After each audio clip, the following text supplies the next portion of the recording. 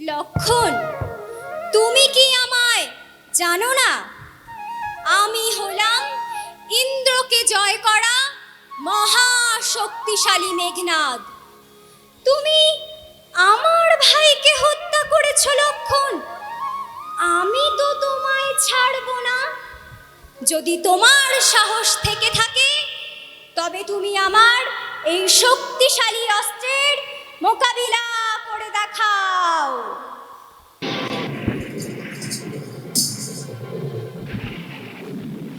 দাদারাম বচা।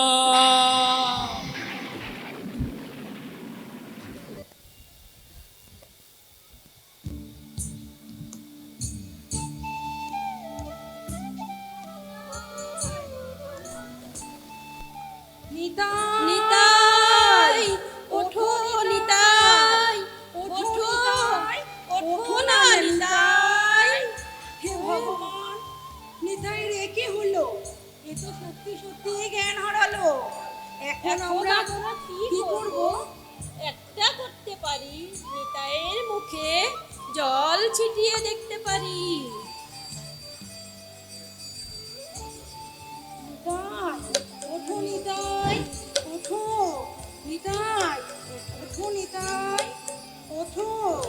নিত্যানন্দ প্রভু লক্ষণের চরিত্রে এতটাই মগ্ন ছিলেন যে একটি পদ্ম ফুলের আঘাতে বাস্তবেই মূর্ছিত হয়ে পড়ে গেলেন।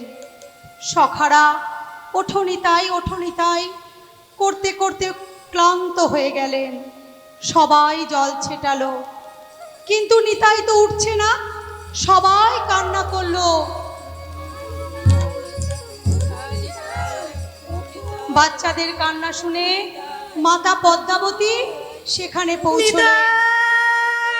নিতাই, হে ভগবান, এ কি হলো আমার নিতাইয়ের? ওঠো নিতাই, ওঠো। সখারা তখন বললেন, আমরা সবাই এইখানে ক্রীড়া করছিলাম, কিন্তু নিতাই লক্ষণের চরিত্রে অভিনয় করতে করতে মূর্ছিত হয়ে পড়লেন। হে ভগবান, এখন আমার নিতাই কি করে জ্ঞান ফিরে পাবে? বদ্ধকে ডাকুন কেউ। একবার আমি রামের বনবাস নাটক দেখেছিলাম। সেখানে রাম যখন বনবাসে যাচ্ছিলেন, দশরথের চরিত্রে যিনি অভিনয় করছিলেন তিনি সত্যি সত্যি প্রাণ ত্যাগ করলেন। আরে হ্যাঁ, আমার মনে পড়লো, আমরা যখন এখানে নাটক আরম্ভ করব তখন নিতাই বলেছিল সে যখন সত্যি সত্যিই মূর্ছিত হয়ে পড়বে তখন যেন হনুমানকে সঞ্জীবনী বুটি আনতে পাঠানো হয়।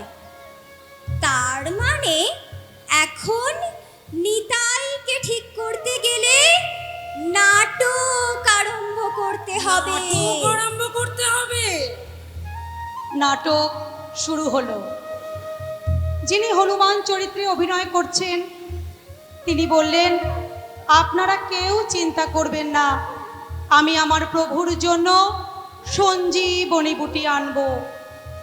হনুমান অনেক বাধা পেরিয়ে রাবণ প্রেরিত রাক্ষস বধ করে গন্ধমাদন পর্বত পৌঁছলেন, কিন্তু কোন গাছ চিনতে না পেরে পুরো গন্ধমাদন পর্বত উঠিয়ে নিয়ে এলেন প্রভুর কাছে।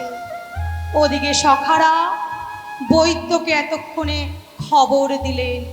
বৈদ্য এসে হাজির হলো।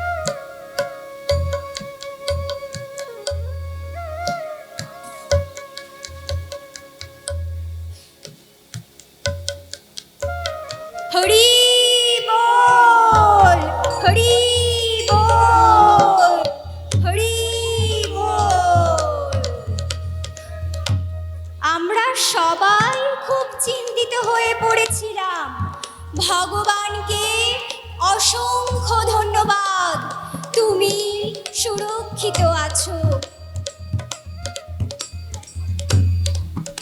জয় নিতাই, জয় নিতাই, জয় নিতাই, জয় নিতাই, জয় নিতাই, জয় নিতাই, জয় নিতাই, জয় নিতাই, জয় নিতাই, জয় নিতাই, জয় নিতাই, জয় নিতাই, নিতাই গৌর হরে